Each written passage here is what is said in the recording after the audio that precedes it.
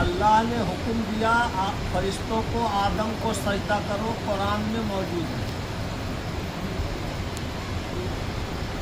سنے ہو کہ نہیں سنے ہو؟ جی حضور. اللہ نے حکم دیا تھا فرشتوں کو کہ آدم کو سجدہ کرو.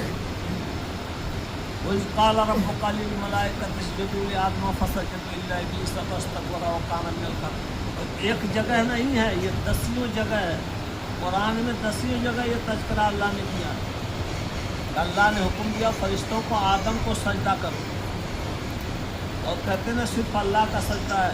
سجدہ 2 طریقے کا ہے، ایک سجدہ عبادت، ایک سجدہ تعظیمی. سمجھ میں آیا؟ ایک سجدہ عبادت، ایک سجدہ تعظیمی. سجدہ عبادت جو اللہ کے علاوہ دوسرے کو روا نہیں. سجدہ تعظیمی جو اللہ نے حکم دیا فرشتوں کو آدم کو سجدہ کرو.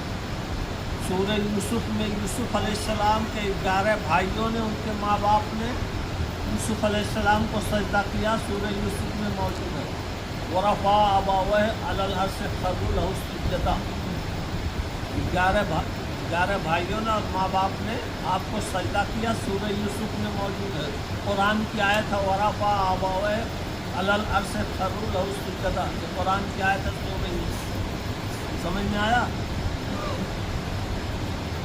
تو اگر یہ ناجائز حرام ہوتا تو قرآن میں اللہ تعالیٰ اس کا ذکر کرتا، اور اللہ تعالیٰ کبھی حکم دیتا کہ یہ کرو. اللہ تعالیٰ شرک کا کام بتائے گا، کفر کا کام بتائے گا، یا پیغمبر لوگ کفر کی اجازت دیں گے؟ یوسف علیہ السلام کو ان کے بھائیوں نے، ان کے ماں باپ نے، یعقوب علیہ السلام بھی پیغمبر تھے، یوسف علیہ السلام بھی پیغمبر، ان کے بھائیوں نے، اور یعقوب علیہ السلام باپ بھی تھے اور پیغمبر بھی تھے.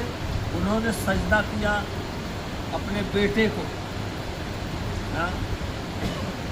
اور کہنے کا مطلب یہ ہے انبیاء جو آئے تھے وہ شرک مٹانے آئے تھے، اور اللہ تعالیٰ کبھی شرک کی اجازت نہیں دیتا. اگر شرک ہوتا تو اللہ تعالیٰ کبھی نہیں کہتا کہ فرشتوں کو کل آدم کو سجدہ کرو. جب اللہ کا سجدہ وہ کر رہے تھے، اللہ کا سجدہ کر رہے تھے، لیکن اس اللہ کا سجدہ کرنے کے بعد بھی اللہ نے کہا کہ آدم کو سجدہ کرو، اور یہ سجدہ نہیں کیا. اللہ کے سجدے کا اس نے انکار نہیں کیا.